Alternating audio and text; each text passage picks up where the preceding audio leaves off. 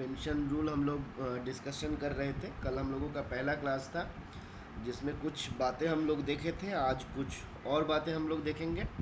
तो उसके पहले कल हम लोग जो क्लास में डिस्कशन किए थे, एक बार वहाँ से दो चार क्वेश्चन मैं आप लोगों से पूछूंगा, फटाफट से उसका जवाब देना है, ठीक है। चलिए, पहला क्वेश्चन ये है कि पेंशन रूल जो है, the date from which pension rule has come into force, कौन सा तारीख से पेंशन रूल जो है हमारा प्रभावी हुआ था, लागू हुआ था। 20/12/2021। बिल्कुल, मधुस्मिता जी, हरिंद्र जी, मंदाकिनी, सीताराम, किशोर, शिवेन। बाकी लोगों का जवाब नहीं आया, फटाफट से बाकी लोग जवाब दीजिए। मयांक गुप्ता 20/12/2021। चलिए ठीक है, अगला सवाल का जवाब दीजिए। टोटल कितना रूल हमारे पेंशन रूल के भीतर है? Total number of rules pension rule के भीतर टोटल 87 रूल्स इसके भीतर है। बिल्कुल। अच्छा, टोटल कितना चैप्टर हम लोग देखे थे? टोटल कितना चैप्टर था? टोटल 14 चैप्टर इसमें था। टोटल कितना फॉर्मेट इसमें दिया गया था? टोटल इतना कितना फॉर्मेट इसमें दिया गया था? टोटल 13 फॉर्मेट इसमें दिया गया था। अच्छा, एक कट ऑफ डेट दिया गया था जिसके पहले जो गवर्नमेंट सर्वेंट ज्वाइन किया वो लोग पेंशन रूल के लिए एलिजिबल होंगे। वो कट ऑफ डेट क्या था? 31/12/2003 से पहले जो लोग ज्वाइन किया था उनके ऊपर लागू होगा। अच्छा, एक ऑप्शन फॉर्म फर्निश करना था, हम लोग देखे थे, to opt whether in case of death he will be he will come under old pension और न्यू पेंशन। रूल 10 ऑफ कौन सा रूल था? CCS implementation of NPS rule 2021।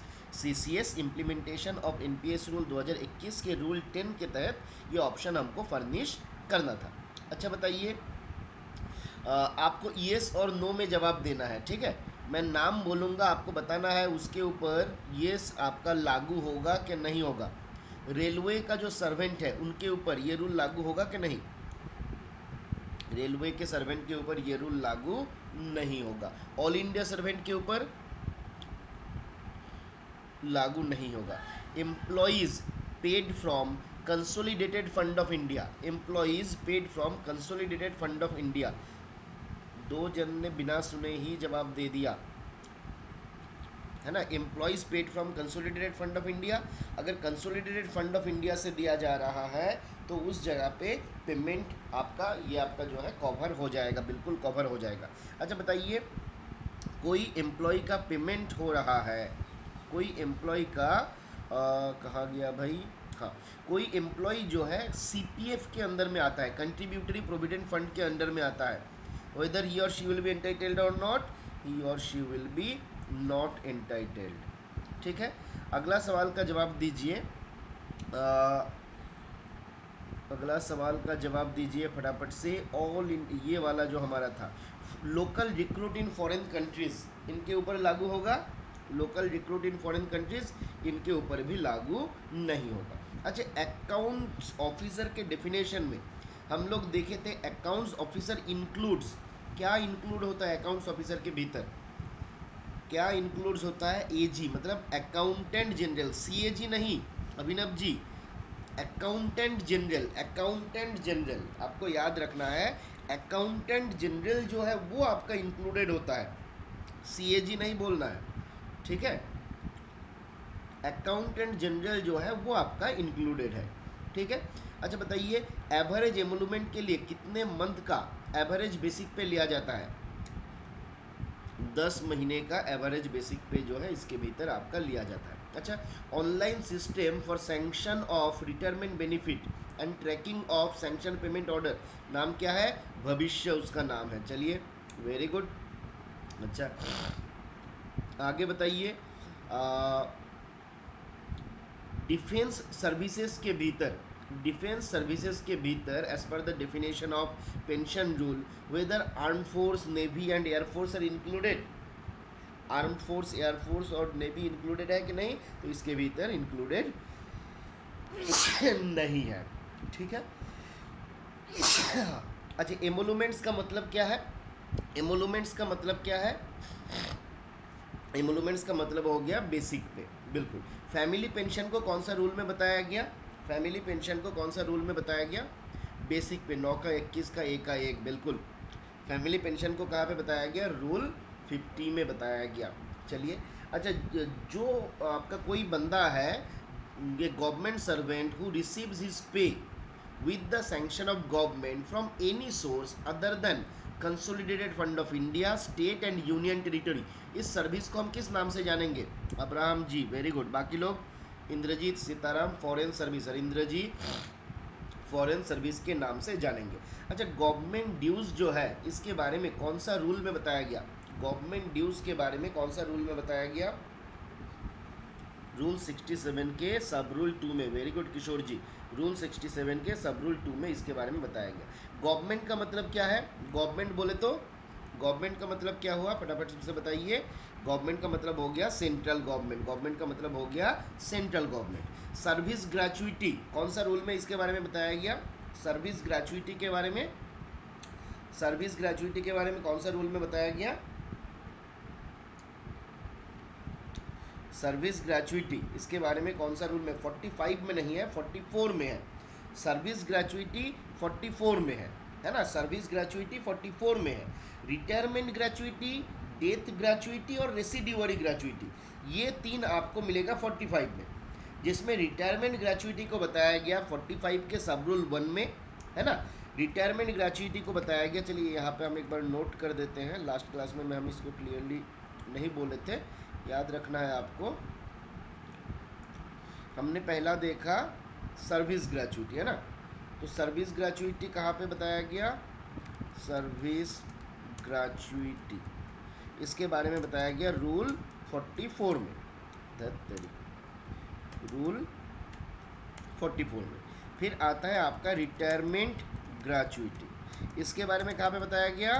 Rule 45 के सब रूल 1 में। फिर आता है हमारा डेथ ग्रेचुइटी, इसके बारे में कहाँ पे बताया गया? रूल 45 के सब रूल 2 में। फिर आता है आपका रेसिड्यूअरी ग्रेचुइटी, इसके बारे में कहाँ पे बताया गया? रूल 45 के सब रूल 3 में। याद रहेगा? तो हमारा रिटायरमेंट ग्रेचुइटी को 45 के 1 में बताया गया, ठीक है? डेथ ग्रेचुइटी को 45 के 2 में बताया गया, और रेसिड्यूअरी ग्रेचुइटी को 45 के 3 में बताया गया। सर्विस ग्रेचुइटी से हम लोग शुरू किए हैं SRDR, हम लोग इसको याद रख लेंगे, SRDR, service gratuity, retirement gratuity, death gratuity and residuary gratuity, ठीक है? चलिए आगे बढ़ते हैं हम लोग। आगे बताइए, हेड ऑफ डिपार्टमेंट, इसको कौन सा, मतलब हेड ऑफ डिपार्टमेंट मतलब कौन है? Delegation of financial power rules के कहाँ पे हेड ऑफ डिपार्टमेंट को स्पेसिफाई किया गया? Delegation of financial power rule के कहाँ पे आपका इस हेड ऑफ डिपार्टमेंट को आपका स्पेसिफाई किया गया?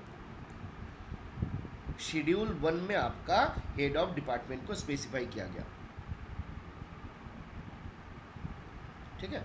शेड्यूल आपका जो हमारा ऑन है, उसमें हमारा हेड ऑफ डिपार्टमेंट को स्पेसिफाई किया गया। अच्छा, हेड ऑफ ऑफिस, कोई नॉन गेजेटेड ऑफिसर है, weather he can be head of office, उनको हम हेड ऑफ ऑफिस मानेंगे कि नहीं? एज पर the pension rule, pension rule के हिसाब से कोई नॉन गेजेटेड ऑफिसर को हम हेड ऑफ ऑफिस नहीं मानेंगे, एटलीस्ट गेजेटेड ऑफिसर होना पड़ेगा, ठीक है? फिर आता है आपका हेड ऑफ ऑफिस को DFPR के कौन सा रूल में या कौन सा शेड्यूल में इसके बारे में बताया गया? हेड ऑफ ऑफिस के बारे में, अच्छा अभी तक हम लोग ये नहीं पढ़े हैं ना, लास्ट क्लास में हम लोग गवर्नमेंट ड्यू तक देखे थे ना, लास्ट क्लास में हम लोग गवर्नमेंट ड्यू तक देखे थे। चलिए, ओके ओके, चलिए चलिए, कोई बात नहीं। तो अभी हम लोग आज वाला ये पोर्शन हम लोग शुरू करते हैं। गवर्नमेंट ड्यू तक हम लोग लास्ट क्लास में देखे थे, अभी उसके बाद हम लोग आते हैं, कहा गया, हाँ, तो यहाँ तक हम लोग डिस्कस किए हुए थे। अभी आते हैं हम लोग रूल 3 के भीतर, और कुछ डेफिनेशन दिया गया। क्या क्या डेफिनेशन है? एक मिनट प्लीज़ वेट करिए, उसके पहले यहाँ पे इसको थोड़ा डाउनलोड कर लेते हैं।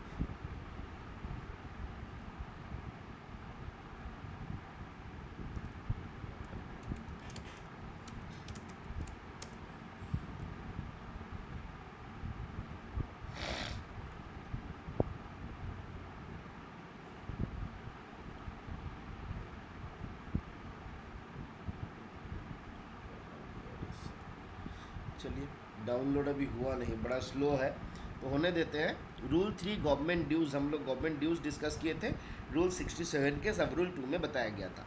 अब आते हैं हम लोग गवर्नमेंट के बारे में। तो क्या बोला गया, government means central government. Already हम लोग देखे गवर्नमेंट मतलब सेंट्रल गवर्नमेंट, आपसे ये सवाल एग्जाम पे पूछा जाता है या जा सकता है। फिर यहाँ पे आपका डिफाइन किया गया है द टर्म ग्रेचुइटी। अब बोला गया कि ग्रेचुइटी के भीतर 4 प्रकार का ग्रेचुइटी आपका आएगा। एक होता है सर्विस ग्रेचुइटी, एक होता है रिटायरमेंट ग्रेचुइटी, एक हुआ मेरा डेथ ग्रेचुइटी, और एक हुआ रेसिड्यूअरी ग्रेचुइटी। तो ग्रेचुइटी के भीतर 4 प्रकार का ग्रेचुइटी आया, SRDR, service gratuity, retirement gratuity, death gratuity and residuary gratuity. इसके भीतर सर्विस ग्रेचुइटी के बारे में कहाँ पे बताया गया, तो रूल 44 में आपका सर्विस ग्रेचुइटी के बारे में बताया गया। रूल 44 में आपका सर्विस ग्रेचुइटी के बारे में बताया गया। याद रहेगा हमारा, रूल 44 में सर्विस ग्रेचुइटी के बारे में बताया गया।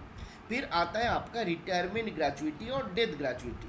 तो रिटायरमेंट ग्रेचुइटी के बारे में रूल 45 के सब रूल 1 में बताया गया, और डेथ ग्रेचुइटी के बारे में, मतलब डेथ ग्रेचुइटी कैसे कैलकुलेट होगा, कितना मिलेगा, इसके बारे में आपका रूल 45 के सब रूल 2 में बताया गया। ठीक है, तो डेथ ग्रेचुइटी हो गया रूल 45 के सब रूल, डेथ ग्रेचुइटी। ठीक है, फिर आता है हमारा रेसिड्यूअरी ग्रेचुइटी। रेसिड्यूअरी ग्रेचुइटी क्या होता है, तो रेसिड्यूअरी ग्रेचुइटी के बारे में सब रूल 3 ऑफ रूल 45 में बताया गया।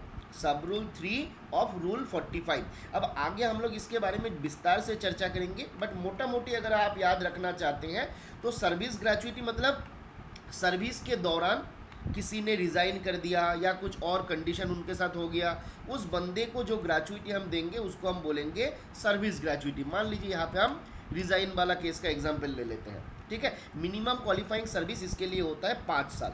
मिनिमम 5 साल का सर्विस होना चाहिए, उसके बाद जाके इस बंदे का सर्विस ग्रेचुइटी मिलेगा। ठीक है, फिर आता है आपका रिटायरमेंट ग्रेचुइटी। इसके लिए भी मिनिमम जो आपका क्वालिफाइंग सर्विस है, मिनिमम सर्विस है, वो 5 साल ही रहता है। एटलीस्ट 5 साल के बाद, after 5 years of complete qualifying service, उसके बाद अगर कोई बंदा रिटायर करता है सर्विस से, ठीक है, यहाँ पे इस बंदे को रिटायरमेंट ग्रेचुइटी दिया जाएगा। ठीक है, अब कोई बंदा जॉब तो कर रहा था, किसी कारणवश उनका डेथ हो गया। अब डेथ केस में जो ग्रेचुइटी हम उस बंदे को देंगे उसको हम लोग बोलेंगे डेथ ग्रेचुइटी। ठीक है, फिर आता है आपका रेसिड्यूअरी ग्रेचुइटी। अब क्या हुआ, मान लीजिए गवर्नमेंट सर्वेंट को टोटल जो ग्रेचुइटी कैलकुलेट होता है, टोटल जो ग्रेचुइटी होता है वो होता है आपका 4 लाख, बट किसी कारणवश उस बंदे को जो ग्रेचुइटी मिला था वो मिला था 2.5 लाख। ठीक है, अब रेसिड्यूअरी का मतलब होता है अवशेष जो बाकी है।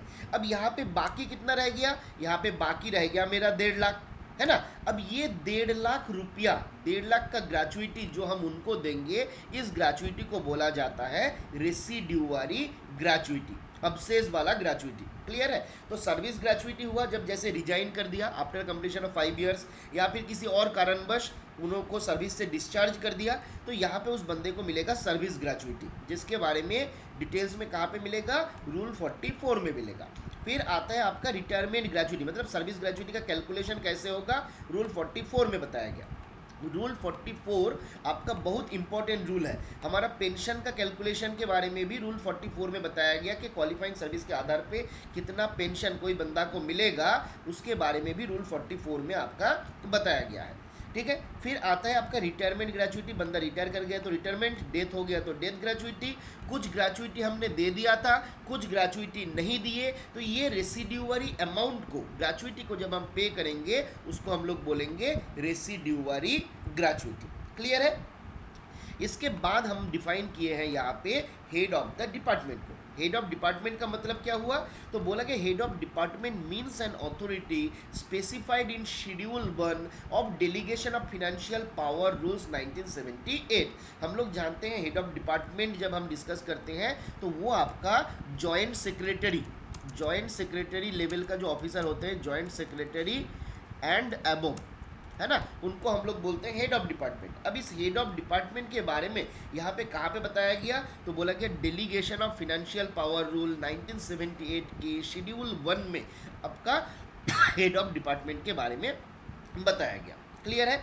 अब आते हैं हम लोग हेड ऑफ ऑफिस। आपको यहाँ से बस यही याद रखना है, एज पर पेंशन रूल, अगर पेंशन रूल के बारे में चर्चा करते हैं तो हेड ऑफ डिपार्टमेंट मतलब the officer who has been specified as head of department as per the delegation of financial power rule 1978 schedule 1 में जिसके बारे में बताया गया वो आपका हेड ऑफ डिपार्टमेंट है।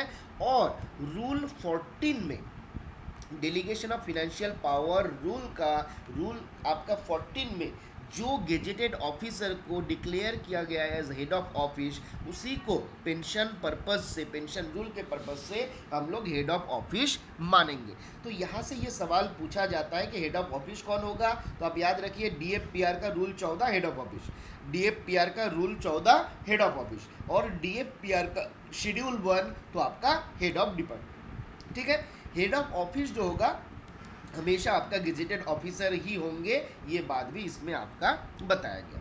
ठीक है। अब आते हैं हम लोग लोकल फंड। लोकल फंड को यहाँ पे डिफाइन किया गया। चैप्टर चैप्टर चैप्टर चलिए एक बार हम लोग देखना पड़ेगा कि कौन सा चैप्टर में आपके इसके बारे में बताया गया। एक मिनट प्लीज़ वेट करिए। ग्रेचुइटी चैप्टर भी हम आप लोगों को, चलिए वो आगे हम लोगों को मिल जाएगा जब हम लोग देखेंगे, फिर भी एक बार देख देते हैं आपको, कहाँ गया उसे ढूंढो।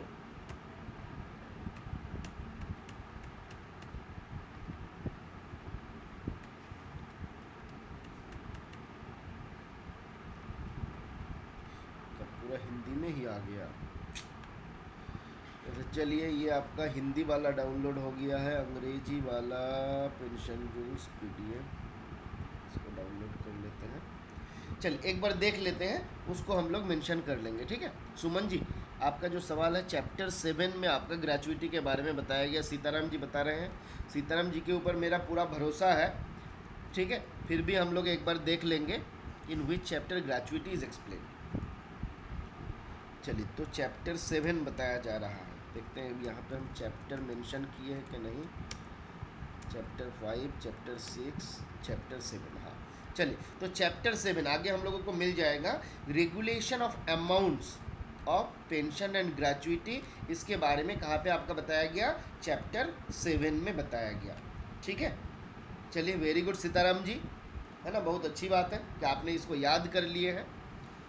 ठीक है सुमन जी, तो चैप्टर 7 में हमको इसके बारे में बताया गया है। आगे आते हैं हम लोग लोकल फंड। आगे आते हैं हम लोग लोकल फंड। तो लोकल फंड क्या है, तो बोला जा रहा है local fund means fund administered by a body which comes under the control of government and over whose expenditure government remains completed and direct control. ठीक है। तो लोकल फंड का मतलब क्या हुआ, तो इसको आप इस तरीके से समझिए। यहाँ पे बोला गया गवर्नमेंट। अब बताइए ये जो गवर्नमेंट बोला गया, ये गवर्नमेंट का मतलब क्या है, सेंट्रल गवर्नमेंट या स्टेट गवर्नमेंट या बोथ।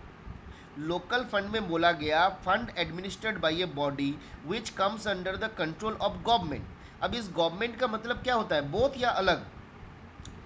देखिए देवेन जी, हम लोग क्या देखे थे, देखिए एग्जाम्पल जब हम लेते हैं तो एग्जाम्पल में तो हमारा आ ही जाता है कि भाई लोकल फंड के भीतर म्यूनिसिपैलिटी वगैरह भी हम लोग डिस्कस करते हैं। बट आपका CCS पेंशन रूल में कहीं पे भी अगर गवर्नमेंट शब्द का प्रयोग किया गया, if anywhere in the pension rule the term government has been used, government मतलब हम लोग डेफिनेशन में देखे थे सेंट्रल गवर्नमेंट, है ना, तो यहाँ पे गवर्नमेंट का मतलब सेंट्रल गवर्नमेंट ही होगा, आपका स्टेट गवर्नमेंट नहीं होगा। ठीक है। हम एग्जाम्पल समझाने के लिए आपको देते हैं कि भाई म्यूनिसिपैलिटी वगैरह का एग्जाम्पल देते हैं, बट वो आपका ऐसा एग्जैक्ट है नहीं। ठीक है। तो फंडा हमारा क्या हुआ, तो पहले आ गया मेरा सेंट्रल गवर्नमेंट। ठीक है। अब सेंट्रल गवर्नमेंट ने क्या किया, एक बॉडी का अपॉइंट किया, एक बॉडी का अपॉइंट किया। अब इस बॉडी के कंट्रोल में जो फंड रहेगा, इस बॉडी के कंट्रोल में जो फंड रहेगा उस फंड को हम बोलेंगे लोकल फंड, क्योंकि इस बॉडी को मैं बोलता हूं लोकल बॉडी। इस बॉडी को मैं बोलता हूँ लोकल बॉडी। एग्जाम्पल जब हम लेते हैं तब मैं आप लोगों को बताता हूँ कि नॉर्मल जो हमारा जाना पहचाना सा एग्जाम्पल है वो है म्यूनिसिपलिटी, है ना। म्यूनिसिपलिटी वगैरह जो होता है वो क्या होता है आपका एक लोकल बॉडी होता है, ठीक है। इस प्रकार से कोई एक लोकल बॉडी जो सेंट्रल गवर्नमेंट के अंडर में आता है, एक लोकल बॉडी जो सेंट्रल गवर्नमेंट के कंट्रोल में है, उसके अंडर में है, उस लोकल बॉडी के द्वारा जो फंड को एडमिनिस्ट्रेड किया जाएगा उस फंड को हम बोलेंगे local fund administered by the government. याद रहेगा, लोक सेंट्रल गवर्नमेंट के अंडर में कोई बॉडी आएगा जिसको हम बोलेंगे लोकल बॉडी। सेंट्रल गवर्नमेंट के कंट्रोल में जो बॉडी है उस बॉडी को हम बोलते हैं लोकल बॉडी, और उस लोकल बॉडी के कंट्रोल में जो फंड है उस फंड को हम बोलते हैं local fund administered by government. ठीक है, क्लियर है, आगे बढ़े। चलिए एफर 9 के 14 में, चलिए सीताराम जी इतना तो हमको भी याद नहीं है, आप बोलते हो तो अच्छी बात है, बीच बीच में तब हम लोगों को ये पढ़ना पड़ेगा लोकल बॉडी के बारे में। चलिए तो नोट कर देंगे, अच्छी बात है। काम करिएगा, ऐसा जो जो आपको चीज़ लगेगा आप बता दीजिएगा एक बार हमको मैसेज करके, उसको इस रूल के भीतर भी हम लोग ऐड कर देंगे, ठीक है। एफ आर एस आर अगर हम लोग निकाल लें इसके साथ,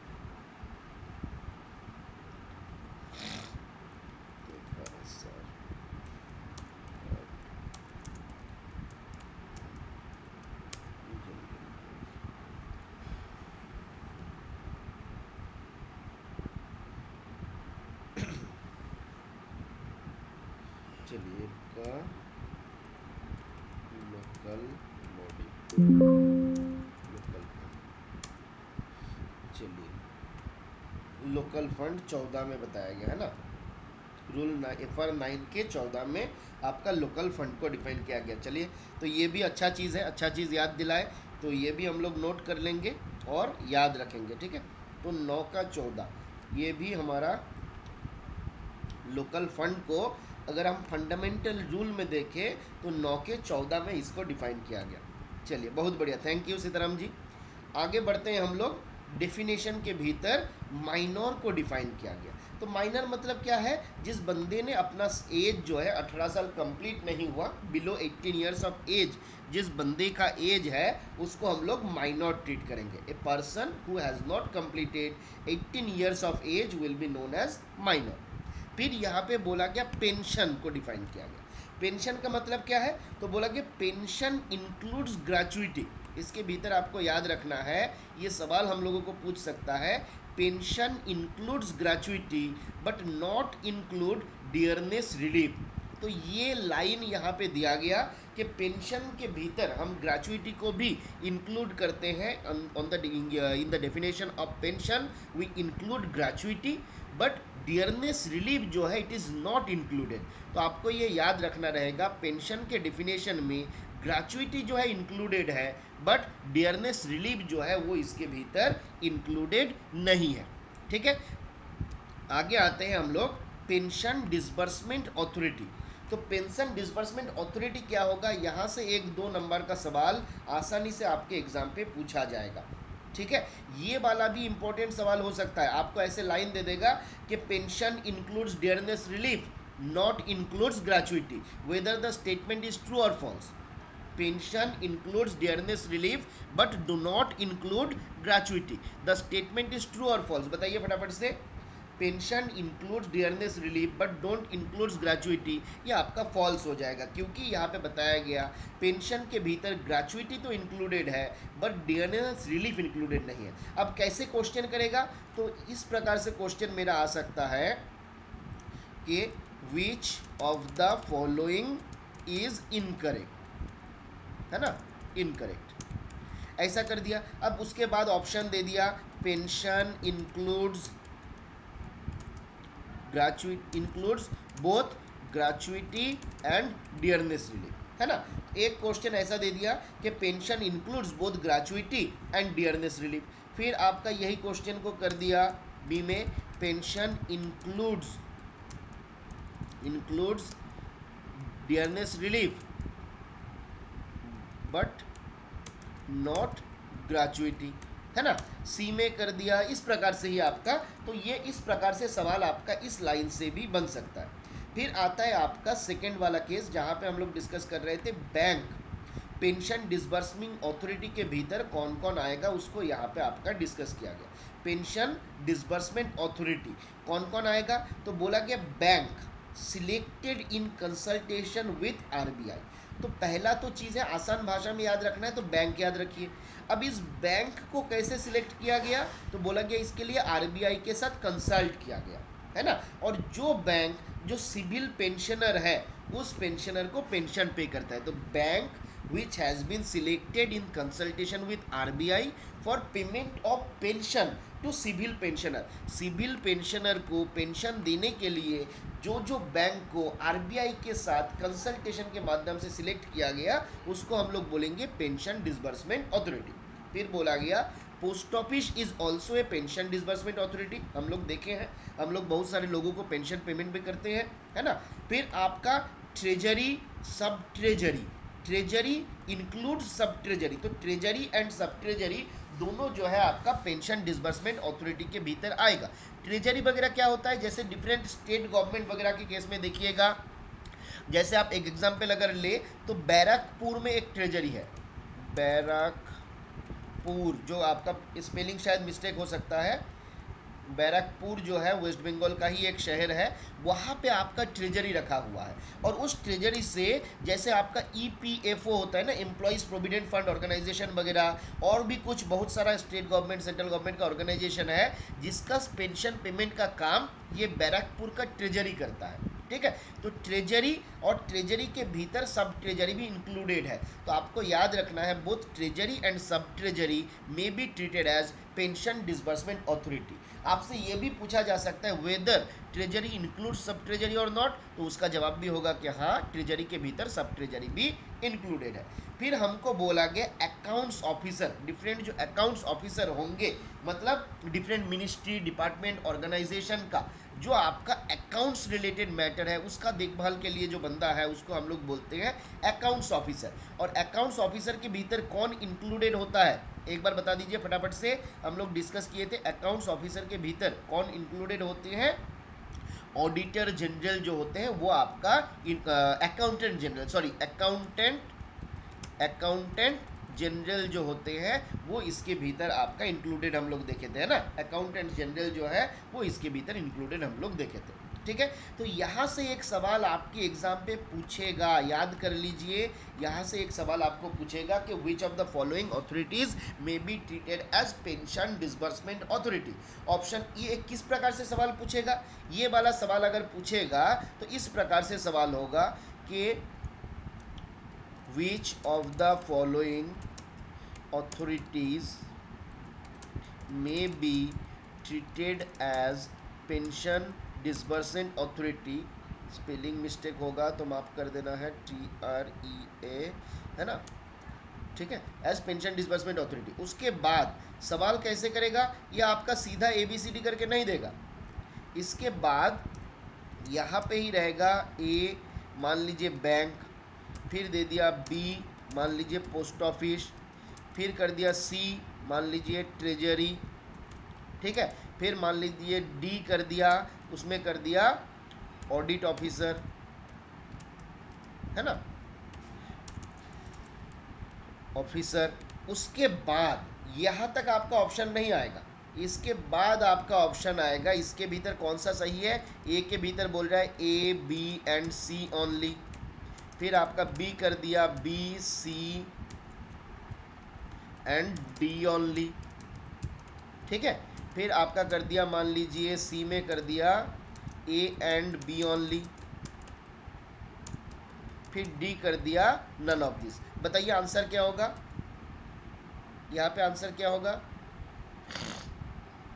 which of the following authorities may be treated as pension disbursement authority। Option A bank, option B post office, option C treasury, option D audit officer. उसके भी ऑप्शन नहीं है, ये आपका 4 दिया गया, उसके बाद बोला गया ABC only, BCD only, A and B only, Sachin बोले B, फिर B मतलब B, C and D only. चलिए ए, है ना। तो यहाँ पे आपको याद रखना है जो बैंक है वो भी आपका पेंशन डिसबर्समेंट अथॉरिटी के भीतर आता है, ट्रेजरी आता है, पोस्ट ऑफिस आता है, बट ऑडिट ऑफिसर इसके भीतर नहीं आता है। इसमें अकाउंट्स ऑफिसर था, अकाउंट्स ऑफिसर के बदले मैं यहाँ पे ऑडिट ऑफिसर ले लिया, तो ये आपको ध्यान देना रहेगा।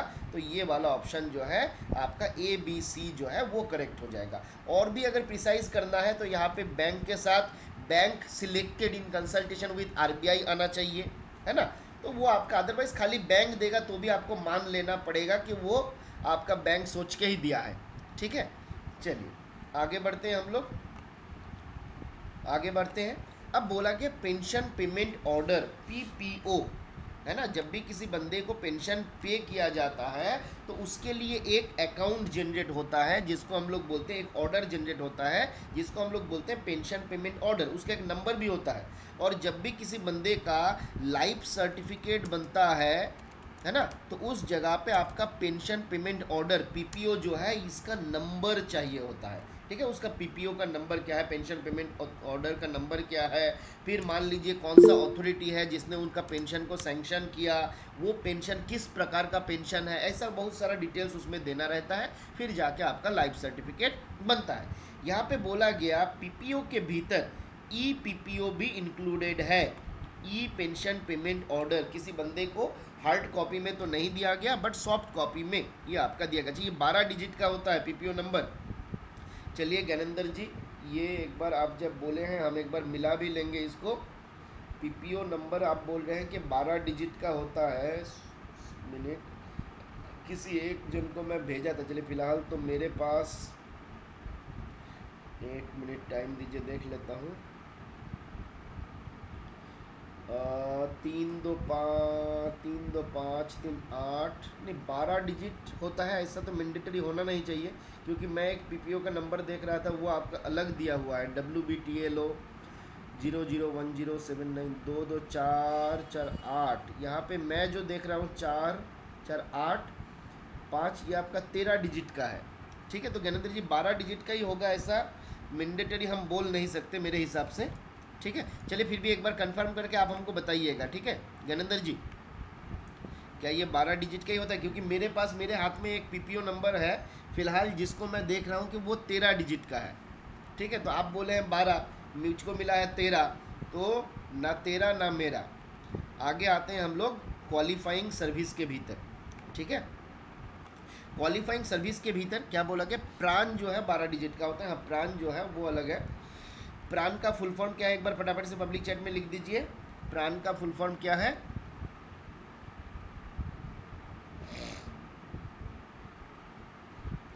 चलिए तब तक आगे हम लोग बढ़ते हैं। प्राण का permanent retirement account number. Qualifying service क्या बोला गया, तो qualifying service means service rendered while on duty or otherwise which shall be taken into account for the purpose of pension or gratuity, pension and gratuity admissible under this rule। तो बोला गया qualifying service का मतलब permanent retirement account number, है ना। बिल्कुल, permanent retirement account number होता है प्राण। तो बोला गया qualifying service means service rendered while on duty और अदरवाइज। अदरवाइज क्यों दिया गया, बहुत सारा जगह पे क्या होता है, मद्दा मान लीजिए आर्न लीव में है, सीएल में है, ईएल में है, तो वो पीरियड भी हम लोग क्वालिफाइंग सर्विस के भीतर ट्रीट करते हैं। तो कोई बंदा अगर छुट्टी में भी रहता है, डिफरेंट प्रकार के छुट्टी में भी रहता है, उस पीरियड को भी हम क्वालिफाइंग सर्विस के भीतर ट्रीट करते हैं। अब चाहे हम ड्यूटी में रहे, चाहे हम दूसरे किसी मोड में रहे, अगर उस पीरियड को मेरा क्वालिफाइंग सर्विस ट्रीट किया गया, है ना, मान लिया गया, उसको टेकन इनटू अकाउंट, मतलब I have taken into account this period, तो उस पीरियड को बोला जाएगा मेरा क्वालिफाइंग सर्विस। चाहे आप ड्यूटी में रहे, चाहे आप किसी और मोड में रहे, अगर उस पीरियड को पेंशन और ग्रेचुइटी के पर्पज से मैंने खाते में लिया, क्वालिफाइंग सर्विस के रूप में कैलकुलेट किया, तो उस पीरियड को मेरा क्वालिफाइंग सर्विस बोला जाएगा, ठीक है। आगे आते हैं हम लोग डेफिनेशन में, रिटायरमेंट बेनिफिट। रिटायरमेंट बेनिफिट का डेफिनेशन देखिए, ये आपको अगर पूछेगा ना एग्जाम पे, तो ये दो तरीके से पूछ सकता है। एक पेंशन पर्पज से, for the purpose of pension, retirement benefit के भीतर, रिटायरमेंट बेनिफिट के भीतर क्या क्या आएगा, फिर एक पूछ सकता है SCSS खाता, SCSS account opening. SCSS account opening के पर्पज में रिटायरमेंट बेनिफिट क्या क्या है, ठीक है। तो दोनों आपका अलग है। SCSS के केस में जब हम लोग SB ऑर्डर देखेंगे तो मैं आप लोगों को प्रिसाइजली बता दूंगा कि उसके भीतर रिटायरमेंट बेनिफिट में क्या क्या आता है। बट फिलहाल दिमाग में याद रखिए कि पेंशन आपका रूल के पर्पज से रिटायरमेंट बेनिफिट अलग है, SCSS खाता खोलने के लिए उस पर्पज से रिटायरमेंट बेनिफिट अलग है। तो पेंशन रूल के तहत क्या क्या होता है मेरा रिटायरमेंट बेनिफिट, तो बोला गया इसके भीतर pension, service gratuity, retirement gratuity, है ना। पेंशन और सर्विस ग्रेचुइटी क्यों बोला हूं, तो सर्विस ग्रेचुइटी जिस बंदे को मिलता है उसको पेंशन नहीं मिलता है ना। तो आइदर पेंशन मिलेगा या फिर सर्विस ग्रेचुइटी मिलेगा। फंडा यही है सर्विस ग्रेचुइटी के लिए कि मिनिमम 5 साल का क्वालिफाइंग सर्विस होना चाहिए और उस बंदे को पेंशन नहीं मिलने वाला है। तो सर्विस ग्रेचुइटी के लिए मिनिमम 5 साल का सर्विस होना चाहिए और पेंशन नहीं मिलेगा तब जाके उसको सर्विस ग्रेचुइटी मिलेगा, है ना। तो अब मान लीजिए सर्विस ग्रेचुइटी अगर मिलेगा तो पेंशन नहीं मिलेगा, बट पेंशन जब मिल रहा है इसके साथ रिटायरमेंट ग्रेचुइटी मिल सकता है ना। तो दिस इंक्लूड्स पेंशन और service gratuity and retirement gratuity. तो ये आपका रिटायरमेंट बेनिफिट के भीतर आता है, इसको हमको याद रखना है। फिर बोला गया सर्विस बुक। सर्विस बुक के भीतर सभी लोग जानते हैं कि सर्विस बुक जब हम सेंट्रल गवर्नमेंट सर्वेंट ज्वाइन करते हैं, ज्वाइन करने के तुरंत बाद हम लोगों का एक ओपन किया जाता है किताब, जैसे हमारा KYC होता है वैसे ही हमारा सर्विस बुक होता है। और सर्विस बुक का कोई एक पार्ट है, मान लीजिए कभी किसी कारणवश सर्विस बुक जो है वो किसी जगह पे है, किसी पर्टिकुलर जगह पे है, और उसके साथ एक ऐसा पार्ट, एक टेम्पोररी, जैसे हमारा पार्ट फाइल होता था। पार्ट फाइल क्या होता है, जब actual file under submission to some higher officer और जो भी है किसी के पास, जब एक्चुअल फाइल मेरा अंडर सबमिशन रहता है तो मेरा पार्ट फाइल बनता है। और किसी कारणवश सर्विस बुक के अलावा अगर कोई और पोर्शन बनता है जिसको सर्विस बुक में मेरा जोड़ना है तो उसको हम लोग बोलते हैं सर्विस रोल, उसको हम लोग बोलते हैं सर्विस रोल। तो एक प्रकार का पार्ट फाइल के तरह पार्ट सर्विस बुक आप इसको याद रख सकते हो कि सर्विस रोल्स मीन्स एक पार्ट सर्विस बुक, ठीक है। तो ये आपका सर्विस बुक के भीतर सर्विस रोल भी इंक्लूडेड है। तो सवाल पूछा जा सकता है whether service roll is included in service book or not, तो आंसर आ जाएगा कि हाँ सर्विस रोल जो है सर्विस बुक के भीतर इंक्लूडेड है। ट्रेजरी हम लोग ऑलरेडी देखे थे जब पेंशन डिसबर्समेंट अथॉरिटी के बारे में देखे थे कि ट्रेजरी इंक्लूड्स सब ट्रेजरी। तो ये सवाल कभी भी पूछा जा सकता है वेदर आपको ट्रेजरी के भीतर सब ट्रेजरी इंक्लूडेड है या नहीं। अब इसको आपको घुमा के दे सकता है whether sub treasury includes treasury, sub treasury includes treasury और नॉट। SCSS होता है Shiven ji senior citizen saving scheme, senior citizen savings scheme, ठीक है। डिपार्टमेंट ऑफ पोस्ट में जो 60 प्लस लोगों का, 60 एंड अबव का जो आपका एम्प्लॉयज़, मतलब जो भी बंदा है, जो भी सिटीजन है ना, कुछ सर्टेन और ग्राउंड भी है यहाँ पे जहाँ पे 60 के नीचे के लोगों को भी खाता खोला जा सकता है। उन लोगों के लिए जो खाता खोला जाता है, अकाउंट खोला जाता है, रेट ऑफ इंटरेस्ट थोड़ा ज़्यादा होता है, 8.2% वहाँ पे रेट ऑफ इंटरेस्ट है। तो उस खाते को सीनियर सिटीजन के लिए ओपन किया गया सेविंग स्कीम को सीनियर सिटीजन सेविंग स्कीम यानी कि SCSS बोला जाता है, ठीक है। क्लियर है, आगे बढ़ा जाए। चलिए, तो आपको अगर पूछे सब ट्रेजरी इंक्लूड्स ट्रेजरी और नॉट, तो बंद क्या हो जाएगा कि नहीं। सर्विस और रिटायरमेंट ग्रेचुइटी के भीतर अंतर यही है कि रिटायरमेंट ग्रेचुइटी जब मिलता है उसके साथ, रिटायरमेंट ग्रेचुइटी के साथ पेंशन भी मिलता है। रिटायरमेंट ग्रेचुइटी के साथ रिटायरमेंट के बाद जो ग्रेचुइटी मिला वो है रिटायरमेंट ग्रेचुइटी। किसी और कारणवश किसी को सर्विस से डिस्चार्ज कर दिया, जैसे मान लीजिए कोई बंदा ने रिजाइन कर दिया, रिजाइन फ्रॉम सर्विस, है ना, उस बंदे ने टेक्निकल रेजिग्नेशन दे दिया, उस बंदे ने मान लीजिए टेक्निकल रेजिग्नेशन दे दिया या फिर कुछ और केसेस हुआ, तो इस जगह पे उस बंदे को जो ग्रेचुइटी मिलता है उसको बोलता है सर्विस ग्रेचुइटी। सर्विस ग्रेचुइटी मिलता है जब, कब मिलेगा, अगर उस बंदे को पेंशन नहीं मिल रहा है। अगर किसी बंदे को पेंशन नहीं मिलता है पर ग्रेचुइटी मिलता है, उस ग्रेचुइटी को हम बोलते हैं सर्विस ग्रेचुइटी। ठीक है, रिटायरमेंट के बाद पेंशन भी मिल रहा है, उधर ये भी मिल रहा है, तो वो आपका हो जाएगा रिटायरमेंट ग्रेचुइटी। ठीक है,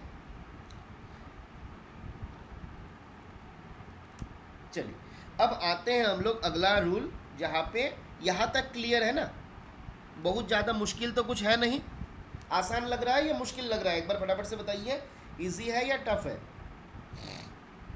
थोड़ा सा लंबा है, मतलब ये टफ तो है नहीं, बट थोड़ा लंबा है, ये रूल जो है थोड़ा लंबा है, और हम लोगों को इजी ही लग रहा है ज्ञानेंद्र जी। चलिए बढ़िया है, मंदाकिनी जी इजी ही लग रहा है, चलिए अच्छी बात है। हमको तो ये बड़ा घटिया सा लगता है ना, हालांकि लास्ट बार हम इसको एक बार पढ़ाए हैं, तो उसके बाद थोड़ा थोड़ा और ज़्यादा क्लियर हुआ है, पर मान लीजिए पहली बार पढ़ने से थोड़ा बहुत दिमाग में बहुत सारा चीज़ें आता है, जो नया नया चीज़ है, क्योंकि पेंशन के साथ अगर आप अकाउंट ब्रांच वगैरह में डील कर रहे हो तो आप लोग हो सकता है उसको डील करिएगा, आइडिया रहेगा, बट जो लोग अदरवाइज अकाउंट ब्रांच से है ना, वो लोग आपका इसके साथ उतना ज़्यादा रिलेट नहीं कर पाते हैं। पेंशन बहुत इंटरेस्टिंग है, हाँ।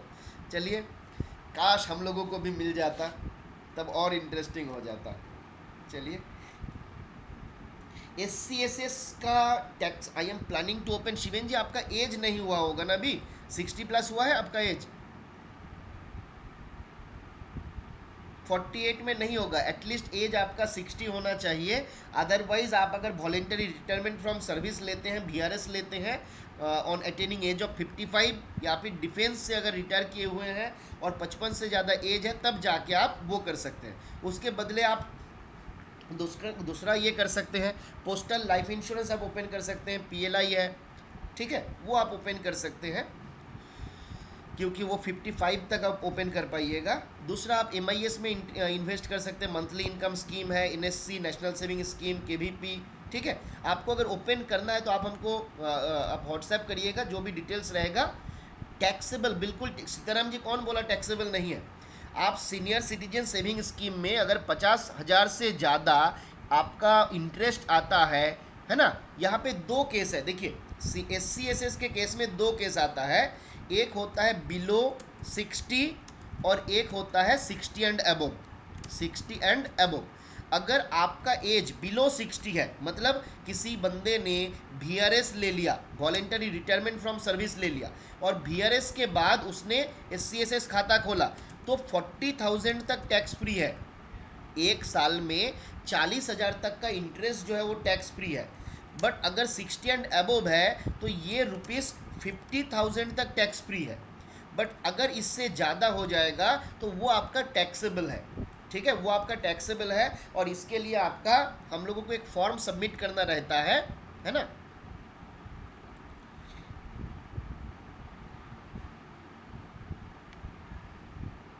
NPS में ग्रेचुइटी वगैरह का कोई ऑप्शन नहीं है, ठीक है,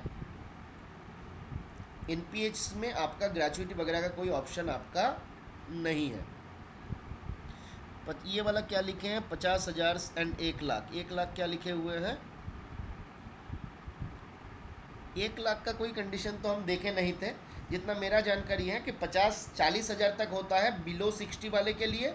ठीक है, 40,000 से ज़्यादा हो जाएगा तो टैक्सेबल हो जाएगा, और 60 एंड अबव अगर होगा तो 50,000 या उससे ज़्यादा होगा, तो जाके 50,000 से ज़्यादा हो जाएगा, तब वो टैक्सेबल हो जाता है। ठीक है, 60 से पहले आपको 15G सबमिट करना रहेगा, और 60 के बाद आपका 15H सबमिट करना रहेगा, बिल्कुल। चलिए आगे बढ़ते हैं हम लोग। आगे क्या बताया गया, रूल 4 में क्या बोला जा रहा है, बोला कि government servant transferred from services और post to which this rule do not apply.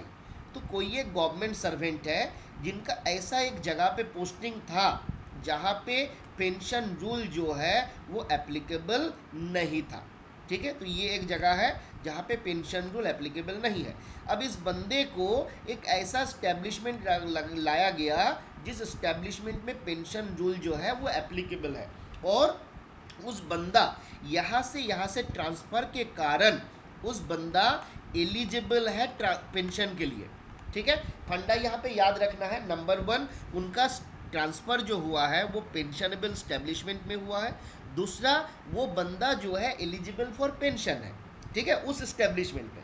अब यहाँ पे बोला गया ऐसा केसेस अगर होता है जहाँ पे किसी गवर्नमेंट सर्वेंट को एक नॉन पेंशनेबल स्टैब्लिशमेंट से पेंशनेबल स्टैब्लिशमेंट में लाया जाता है और उस ट्रांसफ़र के कारण वो बंदा एलिजिबल भी हो जाता है पेंशन के लिए, उस केस में it shall be open for that government servant to furnish option whether he or she wants to be governed under the pension rule or not। अगर वो चाहता है या चाहती है कि उनके ऊपर पेंशन रूल लागू हो तभी जाके लागू होगा, अदरवाइज क्योंकि ये नॉन पेंशन स्टैब्लिशमेंट में पहले था, अदरवाइज उनके ऊपर ये लागू नहीं होगा। अब इस मामले में उनको एक ऑप्शन फर्निश करना रहता है, कितने दिन के भीतर, बोला गया within 6 month of date of issue of order of his permanent transfer. जिस दिन ऑर्डर इशू किया गया था कि भाई तुमको ट्रांसफर कर दिया जा रहा है इस फलाना जगह पे डिपार्टमेंट ऑफ पोस्ट में जहाँ पे तुमको पेंशन मिलने वाला है, ठीक है, तो उस स्टैब्लिशमेंट में ट्रांसफर कर दिया गया। और दूसरा कंडीशन क्या है, if he is on leave. अब जब ये ऑर्डर इशू किया गया था ये बंदा छुट्टी में था, तो जब वो छुट्टी से रिटर्न करेगा वहाँ से 6 महीना, ठीक है, तो इसके भीतर जो भी बाद में आएगा वो पीरियड के भीतर इस गवर्नमेंट सर्वेंट को फर्निश करना रहेगा अपना option whether he wants to be govern under pension rule or not. और एक बार इन्होंने ऑप्शन अगर एक्सरसाइज कर दिया that shall be treated as final. तो फंडा क्या हुआ कि नॉन पेंशन स्टैब्लिशमेंट में था, पेंशन स्टैब्लिशमेंट में आया तो कितने दिन के भीतर सबमिट करना है ऑप्शन, विद इन 6 मंथ, 6 महीने के भीतर आपको ऑप्शन देना है whether to choose pension rule or not, ठीक है। अब मान लीजिए कोई बंदा जो है छुट्टी में था और छुट्टी से ऑफकोर्स ये तो जाहिर है कि आपका जब ऑर्डर हुआ था उसके उस टाइम पे छुट्टी में था, इसलिए वो 6 महीना कैलकुलेट नहीं हो रहा था, तो लीव से ज़रूर उसके बाद ही ज्वाइन करेगा। अब मान लीजिए जब बाद में ज्वाइन किया from the date of joining from leave से रिटर्न होके जिस दिन वो बंदा ज्वाइन किया वहाँ से 6 महीने के भीतर उनको ये ऑप्शन फर्निश करना रहेगा। क्लियर है? प्रैक्टिकली देखिएगा इसका कोई इम्प्लीमेंटेशन नहीं है, पर एग्जाम पर्पस से ये खतरनाक इंपॉर्टेंट है। और एक बात याद रखना है, ज़्यादातर केस में ना जो आपका एग्जाम पर्पस से इंपॉर्टेंट होता है वो प्रैक्टिकल में लगे या ना लगे डजेंट मैटर। ऐसा बहुत सारा केसेस होता है जो प्रैक्टिकली आपको कभी काम नहीं आएगा बट एग्जाम पर्पस से बहुत ज़्यादा इंपॉर्टेंट है। तो उसके भीतर ये एक इम्पॉर्टेंट है कि नॉन पेंशनेबल स्टैब्लिशमेंट से कोई बंदा को अगर पेंशनेबल स्टैब्लिशमेंट में ट्रांसफ़र कर दिया जाता है तो with in what period he or she has to submit his representation और फर्निश हिज ऑप्शन। कितने दिन के भीतर करना है एक बार फटाफट से बताइए, कितने दिन के भीतर करना है, 6 मंथ, है ना, बताइए फटाफट से, 6 मंथ। अब ये 6 महीना कहाँ से कैलकुलेट होगा, देखिए सिंपल ट्रांसफर और एक्चुअली क्या हुआ यहाँ पे, सिंपल ट्रांसफर बोल के कुछ नहीं है, परमानेंट ट्रांसफर। देखिए मान लीजिए कोई बंदा जो है डिपुटेशन में गया या फिर टेम्पोररी ट्रांसफ़र किया गया तो टेम्पोररी ट्रांसफ़र को इसके भीतर ट्रीट नहीं किया जाएगा, अगर परमानेंटली उस बंदे को ट्रांसफ़र कर दिया जाएगा तभी जाके उसको हम इसके भीतर कैलकुलेट करेंगे, ठीक है। तो उसी कारण से यहाँ पे परमानेंट ट्रांसफ़र ऑर्डर दिया गया है शिवेन जी, ठीक है। आगे आते हैं, अब आते हैं हम लोग क्लेम्स फॉर फैमिली पेंशन। अब देखिए ये रूल जो है इसके भीतर फिलहाल हालांकि हमारा बहुत ज़्यादा इंपॉर्टेंट रूल नंबर आया नहीं। आगे आते हैं हम लोग claims for pension of family, claims for pension और फैमिली पेंशन। फटाफट से एक बार पब्लिक चैट में बताइए फैमिली पेंशन के बारे में कौन सा रूल में बताया गया था, फैमिली पेंशन के बारे में कौन सा रूल में बताया गया था, फटाफट से। चलिए मेरा पूछने से पहले आप लोग जवाब दे दिए। 40 में कहाँ से हो गया इंद्रजीत जी, फैमिली पेंशन के बारे में कहाँ पे बताया गया था, 39 में। इंद्रजीत जी पिटाई खाइएगा आप। आकिब 60 कहाँ से हो गया, फैमिली पेंशन हम लोग क्या डिस्कस किए थे, फैमिली हमारे जीवन का आधा हिस्सा होता है जिस कारण से फैमिली पेंशन के बारे में रूल 50 में बताया गया था, है ना, family pension rule 50। Invalid pension के बारे में कहाँ पे बताया गया था एक बार बताइए, इनवैलिड पेंशन, सुधाकर जी वेरी गुड, महेश, मयांक, ज्ञानेंद्र सीताराम, बिल्कुल इनवैलिड पेंशन के बारे में रूल 39 पे बताया गया था। चलिए बताइए सर्विस ग्रेचुइटी के बारे में कहाँ पे बताया गया था? सर्विस ग्रेचुइटी के बारे में कहाँ पे बताया गया? महेश जी, सीताराम, हरिंद्र, सिबिन, जयप्रकाश, अकीब, ज्ञानेंद्र, संजीव, सचिन, सुमन, पंपा, अभिनव, ज्योतिर्मय, सुधाकर, महेश, मयंक, वेरी गुड। तो रूल 44 में बताया गया था। अच्छा बताइए 45 के 1 में किसके बारे में बताया गया था? 45 के 1 में किसके बारे में बताया गया था?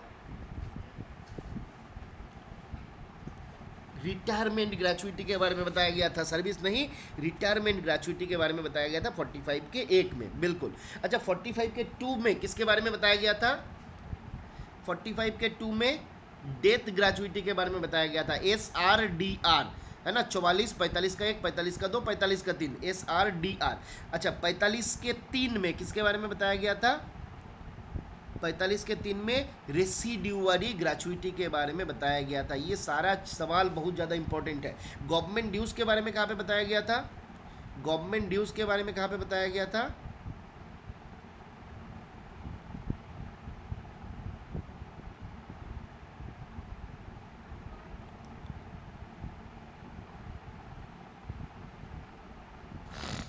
67 के 2 में बताया गया, बहुत बढ़िया। अच्छा यहाँ पे देखिए ग्रुप में सुधाकर जी ने एक पोस्ट भी किया है कि जो 40,000 था उसको 50,000 कर दिया गया, जो 50,000 था उसको 1 लाख कर दिया गया। बहुत अच्छी बात है सुधाकर जी, बट याद रखना है आपके एग्ज़ाम पे अगर पूछेगा तो आपको 40 और 50 ही याद रखना है, ठीक है। ये अच्छा चीज़ है, अच्छा मैसेज आपने दे दिया हमको भी, चलिए हम अपडेट कर लेंगे इसको, ठीक है। बट आपके एग्ज़ाम पे अगर पूछेगा तो वो 40 और 50 है, क्योंकि आपको 2024 तक पढ़ना है, 25 को नहीं पढ़ना है, ठीक है। बिल्कुल फिनेंशियल ईयर में है, फिनेंशियल ईयर में है सुमन जी। चलिए ठीक है, ये याद रखना है कि भूल से भी 25 और 24 को कंबाइन मत कर दीजिए दिमाग में, ठीक है। आगे आते हैं हम लोग। रूल 5 बता रहा है क्लेम्स टू पेंशन और फैमिली पेंशन। क्या क्या बोला गया? बोला कि एनी क्लेम टू पेंशन और family pension shall be regulated by the provision of this rule in force at the time when the government servant retires or retired or discharged or is allowed to resign from service or dies as the case may be। फंडा क्या हुआ? फंडा क्या हुआ? बोला गया कोई भी क्लेम चाहे वो पेंशन का हो चाहे वो फैमिली पेंशन का हो। अच्छा पेंशन अमाउंट को कैलकुलेट कैसे करना है, कौन सा रूल में बताया गया? आज ही हम बोले हैं आप लोगों को पेंशन अमाउंट कैसे कैलकुलेट होगा, कौन सा रूल में बताया गया? शिवेन ने जवाब दिया, Mandakini, Sitaram, Mahesh, very good, very good. Rule 44 में पेंशन कैलकुलेशन के बारे में आपका बताया गया। सुधाकर जी, इंद्रजीत जी, बहुत बढ़िया, है ना। तो ये भी हमको याद रखना है।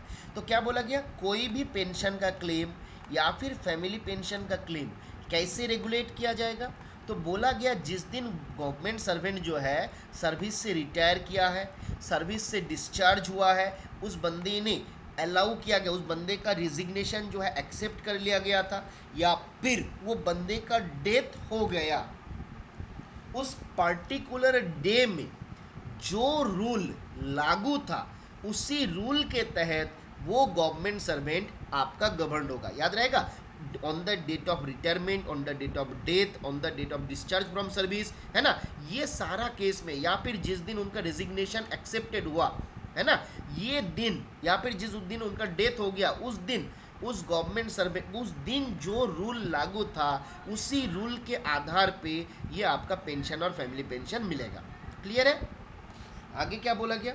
बोला गया the day on which the government servant retires और रिटायर्ड और discharge or is allowed to resign from service as the case may be shall be treated as the last completed working day।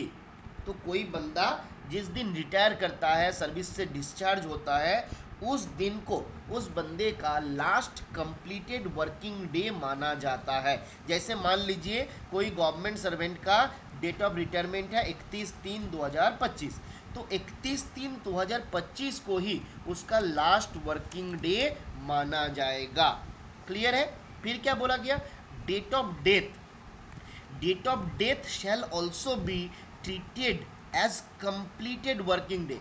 अब मान लीजिए कोई एक government servant है, 31/3/2025 का रात का 2 बजे उस बंदे का, रात का 2 बजे 2 AM में उस गवर्नमेंट सर्वेंट का डेथ हो गया। अब एक्चुअल में तो ये बंदा ऑफिस गया ही नहीं, है ना, ये बंदा उस दिन गया ही नहीं, फिर भी एक इसका लास्ट वर्किंग डे कब माना जाएगा? लास्ट वर्किंग डे तो ये आपका हो जाएगा 31/3/2025। याद रहेगा कि अगर किसी गवर्नमेंट सर्वेंट का डेथ हो जाता है, चाहे वो रात में हो चाहे वो दिन में हो, आपका उस दिन को उसका लास्ट वर्किंग डे माना जाएगा। क्लियर है? चलिए आगे बढ़ते हैं हम लोग। आगे क्या बोला गया? बोला गया however in case where government servant immediately before his retirement और death was absent from duty on leave और अदरवाइज और अंडर सस्पेंशन। मान लीजिए कोई गवर्नमेंट सर्वेंट जिस दिन उनका रिटायरमेंट होने वाला था या फिर जिस दिन उनका डेथ हुआ है, डेथ के दिन वो बंदा छुट्टी में था या फिर सस्पेंशन में था, है ना, तो उस जगह पे द डे ऑफ रिटायरमेंट और death shall be A part of such leave और एब्सेंस और सस्पेंशन। तो वो पीरियड को भी छुट्टी में ही माना जाएगा, एब्सेंट ही माना जाएगा या फिर सस्पेंशन में ही माना जाएगा। तो मान लीजिए जिस दिन डेथ हुआ उसके लास्ट 3 दिन तक वो गवर्नमेंट सर्वेंट एब्सेंट था, तो ये माना जाएगा कि लास्ट ये डेथ तक ये बंदा एब्सेंट ही था, मतलब उसके प्रीवियस पीरियड तक ऑफिस किया। छुट्टी अगर है तो ये पीरियड को छुट्टी में माना जाएगा, सस्पेंशन में अगर था ये पीरियड को आपका इस तरीके से हमारा एब्सेंट ही माना जाएगा। क्लियर है? तो ये हमको याद रखना रहेगा इस जगह पे। फिर आता है आपका limitation of number of pension, इसका रूल नंबर याद कर लेना है। Limitation of number of pension मतलब एक बंदा को एक ही पेंशन मिलेगा, एक गवर्नमेंट सर्वेंट को एक ही पेंशन मिलेगा। इसके बारे में कहाँ पे बताया गया? 6 में बताया गया। कैसे याद रखिएगा? हम लोग जब क्रिकेट खेलते हैं तो सबसे ज़्यादा हम क्या मार सकते हैं? अभी आजकल के दिन में है, पहले एक ज़माने पे होता था 8 और 12 भी चलता था, बट नॉर्मली क्या है, बट 31/30 और हॉलीडे एम्प्लॉय रिटायर्ड ऑन 30/30। देखिए यहाँ पे उनका डेट ऑफ रिटायरमेंट 31 को ही माना जाता है अभिनव जी। यहाँ पे चार्ज रिपोर्ट वो भरते हैं 30/3/2025 में, बट वहाँ पे लिखते हैं कि रिलिंक्विश्ड द चार्ज ऑन कब? ये 31/3 को होता है ना। डेथ अगर हॉलीडे होगा तो उस केस में भी सारा देखिए वो आपका मतलब उस दिन तक वो ड्यूटी क्या है ट्रीट किया जाएगा। ठीक है, हॉलीडे मतलब ऐसा नहीं कि वो छुट्टी में है, हॉलीडे भी आपका मतलब ये फंडा यही है कि क्वालिफाइंग सर्विस को जब हम कैलकुलेट करेंगे तो उस जगह पे कैलकुलेट कैसे होगा, तो हॉलीडे भी आपका ट्रीट किया जाएगा ड्यूटी के भीतर ही। ठीक है,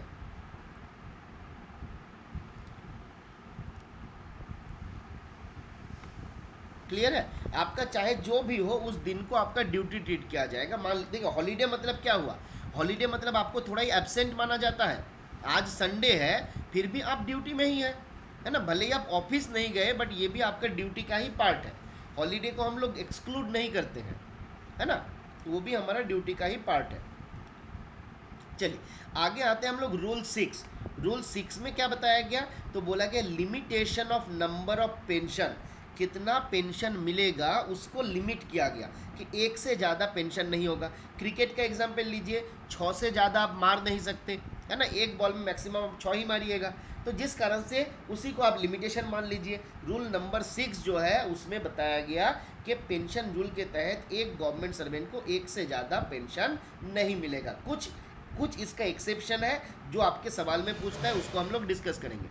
तो बोला कि ये government servant shall not earn to pension in the same service और post at the same time और बाय सेम कंटिन्यूअस सर्विस। तो सेम टाइम पे सेम कंटिन्यूअस सर्विस के लिए कोई भी गवर्नमेंट सर्वेंट को एक से ज़्यादा पेंशन नहीं मिलेगा। ठीक है, कंडीशन एक एक्सेप्शन दिया गया, कहाँ कहाँ पे आपका एक्सेप्शनल कंडीशन है? तो बोला गया आर्म्ड फोर्स के केस में, है ना, except person of armed force no government servant shall be entitled to a separate pension और gratuity for his period of reemployment. तो आर्म्ड फोर्स को छोड़ के कोई भी गवर्नमेंट सर्वेंट को कोई सेपरेट पेंशन या ग्रेजुइटी नहीं मिलेगा। तो ये एक एग्जाम्पल गया जहाँ पे आपका एक से ज़्यादा पेंशन मिल सकता है। दूसरा कंडीशन क्या है, तो बोला गया कोई बंदा जो है ऑटोनोमस बॉडी या फिर पब्लिक सेक्टर पे काम करता था, है ना, कोई government servant prior to his appointment to government service he was appointed to a autonomous body or public sector undertaking, और उस ऑटोनोमस बॉडी या फिर पब्लिक सेक्टर का प्रॉपर परमिशन के साथ इस बंदे ने गवर्नमेंट सर्विस के लिए अपियर हुआ और गवर्नमेंट सर्विस को क्लियर किया, और प्रायर टू 31 दिसंबर 2003 ये बंदा जो है उस गवर्नमेंट सर्विस में ज्वाइन भी कर गया। ऐसा केस में he will be eligible for pension and gratuity for the service rendered in the government in addition to pension and gratuity received by autonomous body and PSU.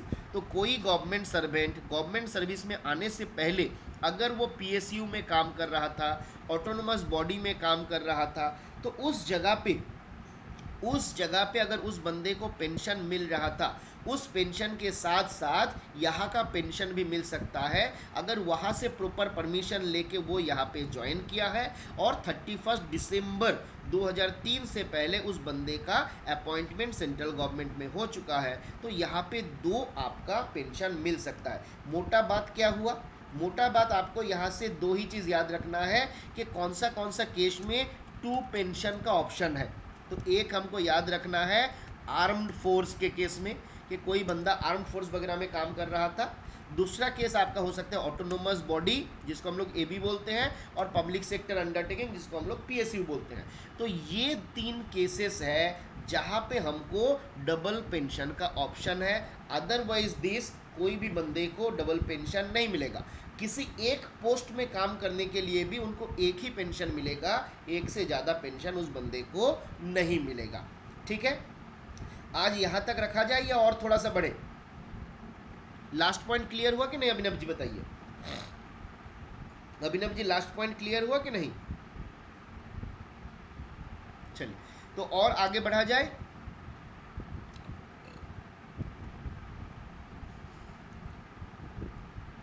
थोड़ा सा बड़ा है 7 नंबर वाला, हालांकि बहुत बड़ा नहीं है।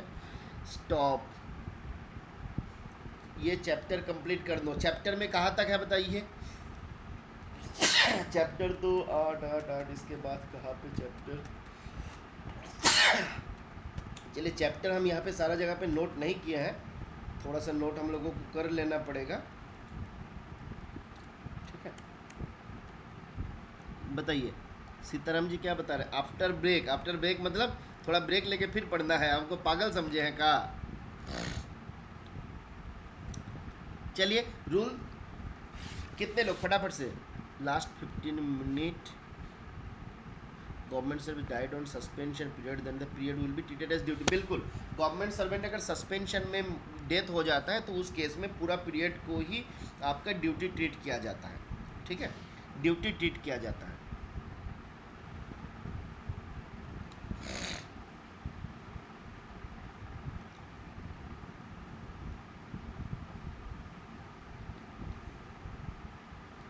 चलिए तो आगे देखें। और ये बात मंदाकिनी जी बिल्कुल सही बोले हैं, मेरे दिमाग में भी ये वाला खटक रहा था, है ना।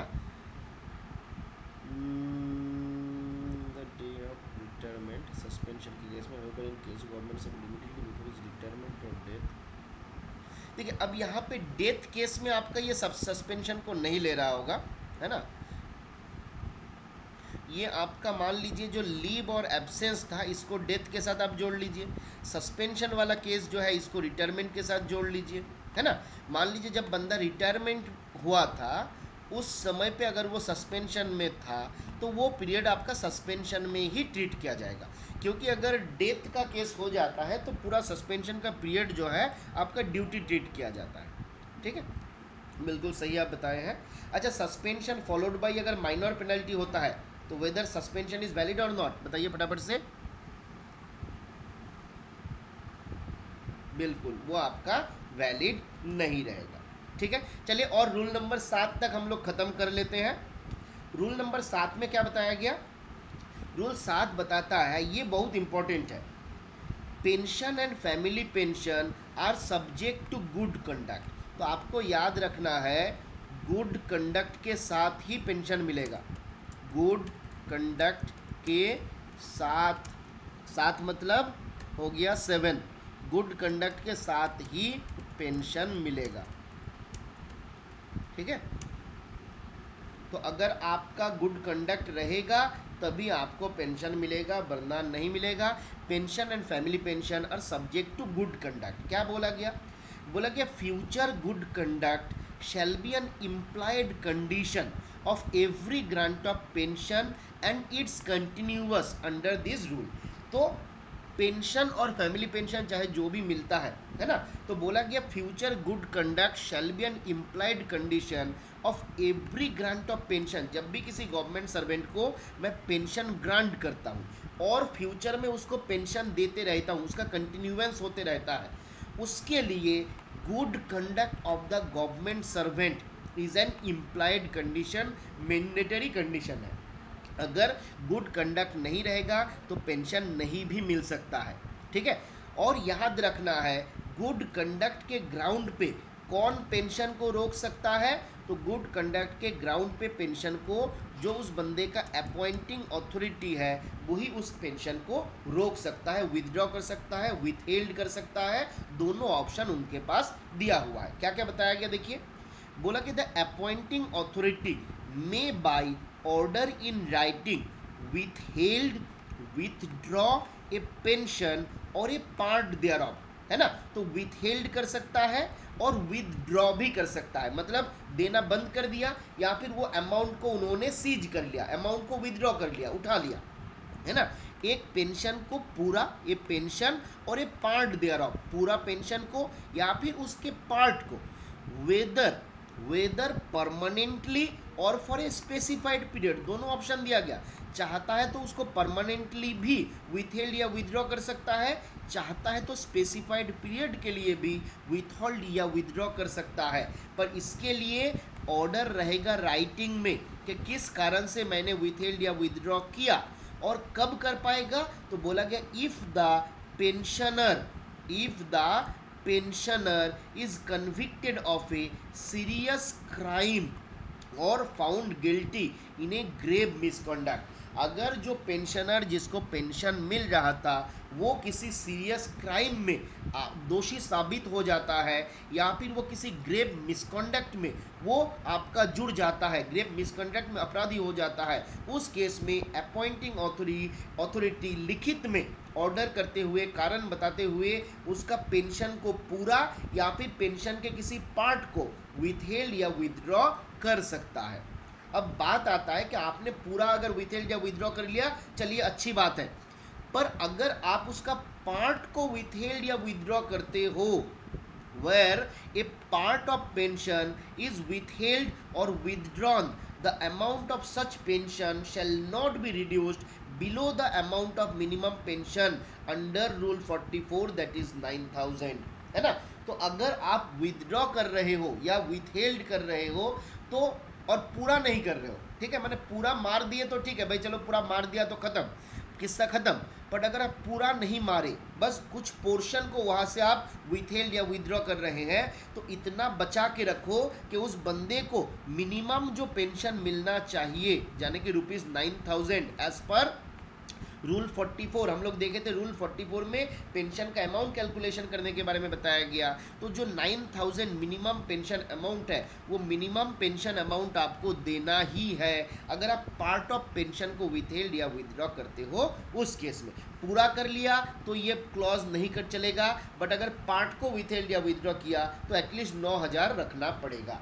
ठीक है, फिर क्या बोला गया, बोला कि in case if the authority considers that the pensioner is prima facie guilty of a grave misconduct, he shall before pass an order serve a notice to the pensioner specifying the misconduct and pensioner can submit his representation against the allegation within 15 days of receipt of notice and or within another 15 days may be allowed by said authority। फंडा क्या हुआ, मान लीजिए कोई ऐसा case हुआ जहां पे अपॉइंटिंग अथॉरिटी को लगा कि भाई कोई ग्रेव मिसकंडक्ट है, जिस केस में पेंशनर जो है प्राइमा फेसी गिल्टी है। प्राइमा फेसी का मतलब होता है देखने से ही लगता है ना। जैसे मान लीजिए आप एक गाय को देख रहे हैं, एक काऊ, रास्ते से जा रहे थे, बेलपूरी खा रहे थे, बगल से एक गाय जा रहा था, उस गाय को देख के आप बोलिएगा एक गाय है, आप थोड़ा ही बोलिएगा कि बकरी है ना। अब ये क्या हुआ, प्राइमा फेसी, कि उसको देखने से ही लग रहा है कि गाय है।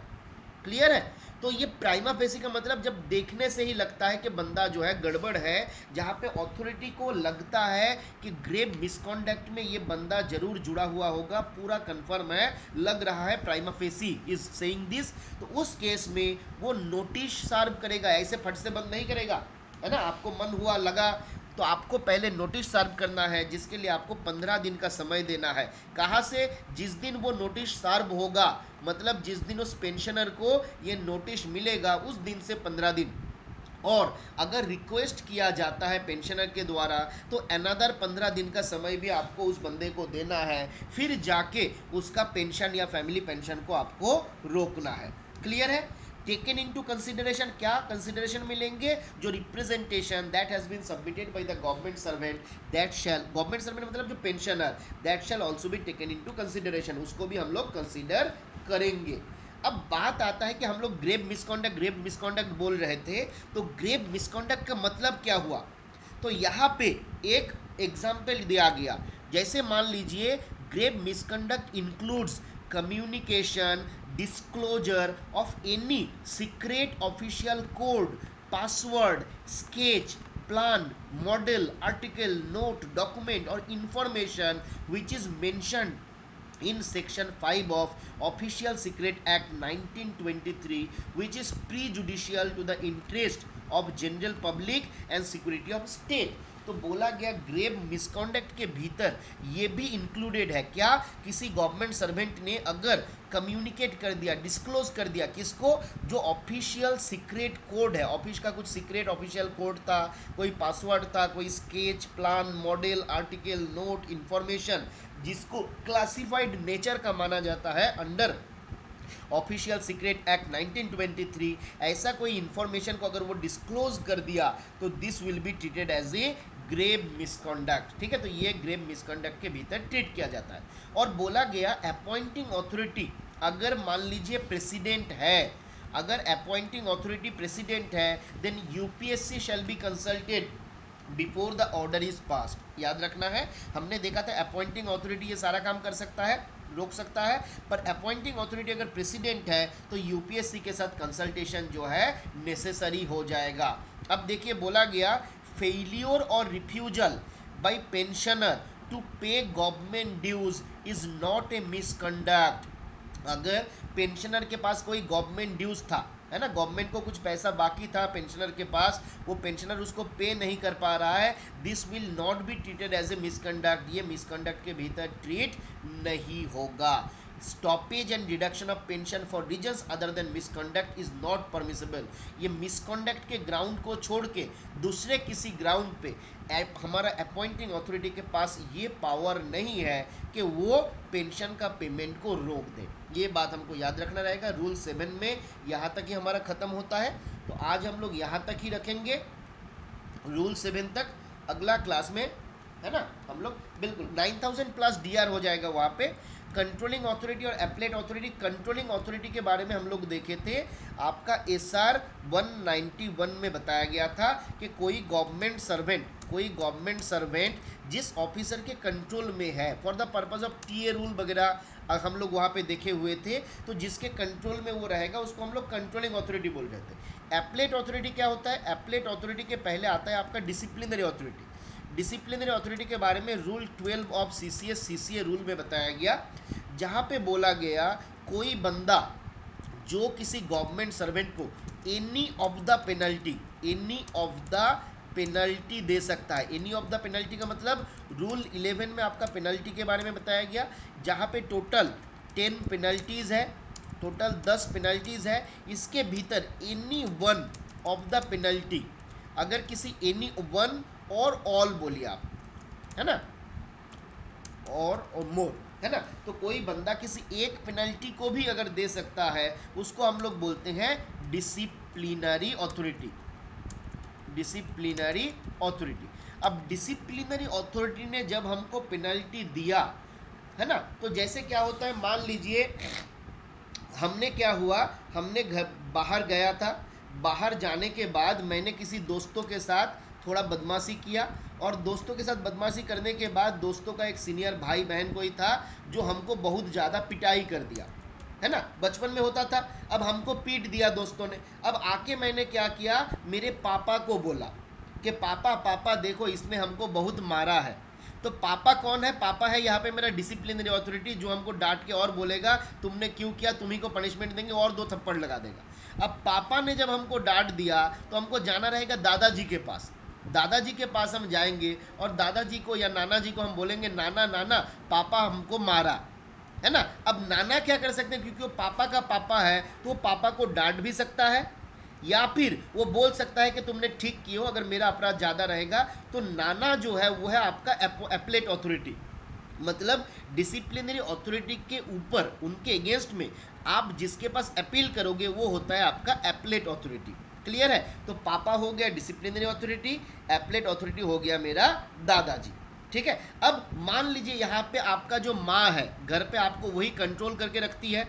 अब हो सकता है माँ आपका डिसिप्लिनरी अथॉरिटी भी हो, माँ आपका कंट्रोलिंग अथॉरिटी भी हो, आप रहते हैं कंट्रोलिंग अथॉरिटी के कंट्रोल में। तो हमारा माँ हो गया कंट्रोलिंग अथॉरिटी, पापा हो गया डिसिप्लिनरी अथॉरिटी, और नाना या दादा जो हो गया वो हो गया मेरा एपलेट अथॉरिटी। अब कभी कभी ऐसा भी हो सकता है कि जो आपका कंट्रोलिंग अथॉरिटी है वही आपका डिसिप्लिनरी अथॉरिटी है। मान लीजिए किसी का माँ नहीं है या पिताजी नहीं है, तो उनका कंट्रोलिंग अथॉरिटी भी जो है डिसिप्लिनरी अथॉरिटी भी वही है, तो दोनों सेम हो सकता है। बट उसके ऊपर डिसिप्लिन, अब एपलेट अथॉरिटी जो आता है वो डिसिप्लिनरी अथॉरिटी के रेस्पेक्ट में ही आता है। क्लियर है, तो जिसने हमको पनिशमेंट दिया, साजा दिया, उनके अगेंस्ट में मैं जिसके पास जाऊंगा वो हो जाएगा मेरा एपलेट अथॉरिटी। और एपलेट अथॉरिटी के अगेंस्ट में जब मैं जाऊंगा वो हो जाएगी मेरा रिव्यूइंग अथॉरिटी। ठीक है, तो आपका disciplinary authority, appellate authority, reviewing authority, फिर जाके लास्ट में आता है रिविजनरी अथॉरिटी। तो जब आप सीसीए रूल को पढ़िएगा यहाँ पे आपको और अच्छे से ये सारा चीज़ मिल जाता है। ठीक है, यदि किसी को पेंशन मिल रहा है उसको रोक सकता है कि नहीं, बिल्कुल ज्ञानेंद्र जी। हम लोग क्या देखा, रूल 7 बताता है अगर ग्रेव मिसकंडक्ट का केस रहेगा तो अपॉइंटिंग अथॉरिटी पेंशन को रोक सकता है, बट उसके लिए reason should be recorded in writing. अगर प्राइमा फेसी मिसकंडक्ट का रहता है तो उनको रिप्रेजेंटेशन देने के लिए 15 + 15 दिन का समय देगा, उसके बाद जाके रोक सकता है। आपका अपॉइंटिंग अथॉरिटी अगर प्रेसिडेंट ऑफ इंडिया है तो उनको यूपीएससी के साथ कंसल्ट करके फिर उसको रोकना है। ठीक है, चलिए यहाँ तक क्लियर है। सुमन जी डाउट क्लियर हुआ थोड़ा बहुत? सुमन जी आपका तो ख़त्म करें आज यहीं पे। चलिए, तो थैंक यू आप सबको। आज हम लोग और क्लास नहीं रहेगा, आज टेस्ट भी मोस्ट प्रोबेबली हम नहीं ले पाएंगे, बट आप लोग प्रिपेयर कर लीजिए। आपका कल, आज अगर नहीं हो पाएगा तो कल ज़रूर टेस्ट लेंगे। ठीक है, तो एलटीसी आप लोग पढ़ते रहिए, साथ में पेंशन रूल को भी पढ़ते रहिए। पेंशन रूल को बार बार पढ़िए, ये रूल भूलने वाला रूल है। अभी आपको आसान लग सकता है पर बाद में बड़ा मतलब कष्ट देने वाला है। ठीक है, इसलिए अच्छे से पढ़ लीजिए। चलिए, thank you all, thank you so much.